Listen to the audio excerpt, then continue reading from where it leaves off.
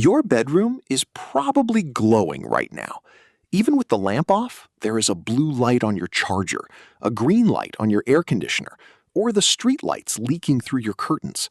You have never experienced true, absolute darkness.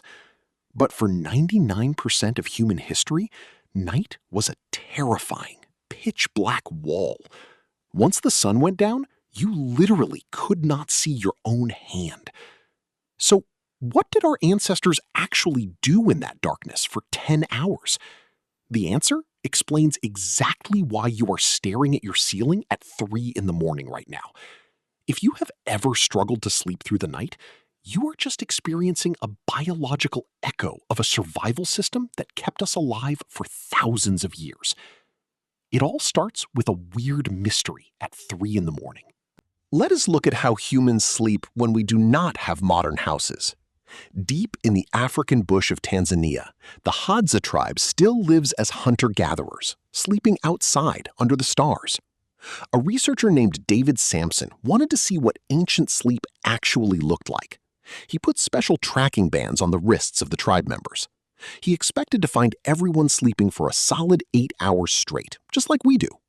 What he found instead was shocking. Over hundreds of nights of tracking, the entire camp was almost never asleep at the exact same time. Out of a group of 30 people, there was always someone awake, walking around, checking the fire, or looking out into the dark.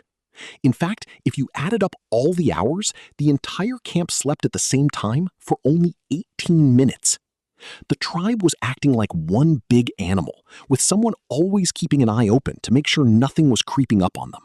This is not just a tribal thing in Africa. It was our story too, and not even that long ago. A historian named Roger Eckerch spent 16 years reading old diaries, court records, and books from before the industrial era. He found a massive secret that we completely forgot. Before light bulbs and factories, humans did not sleep in one long block. They slept in 2 separate chunks every single night. They called them first sleep and second sleep. People went to bed early, around 9 p.m., slept for about 4 hours, and then woke up naturally around midnight. People did not struggle to fall back asleep during this middle-of-the-night break. It was just a normal, peaceful part of their schedule. They got up, talked, smoked, did light chores, visited neighbors, or just sat and thought. After an hour or 2 of quiet wakefulness, they went back to bed for their second sleep until sunrise. It was the way humanity slept for centuries. In the 1990s, scientists decided to test this in a laboratory. A researcher named Thomas Ware put volunteers in an environment with no artificial light, leaving them in the dark for 14 hours every single day to simulate natural winter nights. At first, the volunteers just slept for 10 or 11 hours to catch up on their modern sleep debt. But after a few weeks, their biology shifted. They started waking up in the middle of the night for a couple of hours, completely calm and relaxed. During this break, their brains flooded with prolactin. This is the same hormone that makes you feel peaceful and satisfied, the same chemical released during deep relaxation or meditation. Instead of suffering from insomnia, they were simply sitting in a state of quiet, peaceful alertness. Their bodies had reverted to the natural, ancient rhythm of sleep. So why does modern society spend millions of dollars trying to cure something that was once considered completely normal? To understand why our bodies are built this way, we have to go back 500,000 years to the African savanna. In the ancient wilderness, when the sun set, the world became extremely dangerous. Humans are slow. We have poor night vision, and we have no claws or sharp teeth. The dark belonged to giant predators like cave lions and hyenas. Your only protection was a small campfire. Inside that circle of orange light, you were safe. Outside that circle, you were food. If every single person in the camp fell into a deep 8-hour sleep at the same time, the tribe would be completely helpless.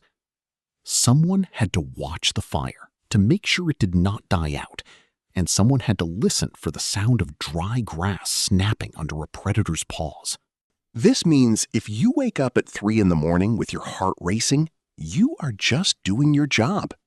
Your brain is doing exactly what it was designed to do, scanning the quiet room for dangers that are no longer there. You are the night sentinel. Some researchers believe that in a dangerous ancient environment, individuals who woke up easily at night had a massive survival advantage. Your ancestors survived because their brains were slightly anxious and restless in the dark. They traded a peaceful, unbroken night of sleep for the safety of the tribe. And that ancient programming is still running inside your head today.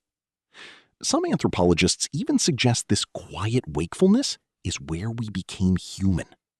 Around those campfires, sharing stories and jokes in the dark, our ancestors guarded the birthplace of human culture.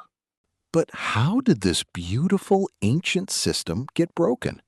We can blame the city lights and the factory bell.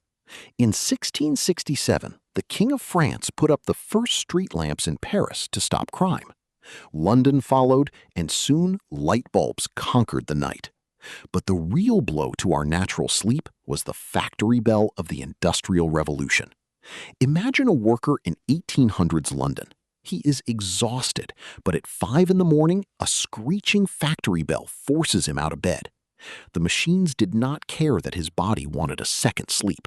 Factory owners needed every worker at their stations at the exact same time for 12-hour shifts. We were forced to compress our sleep into one single unbroken block. The night became nothing more than a quick charging station for the next workday. We turned sleep into a rigid, artificial habit, and we have been struggling with it ever since.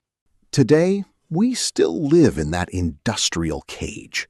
We measure our sleep in percentages, tracking it with smartwatches, and worrying if we wake up for even a minute.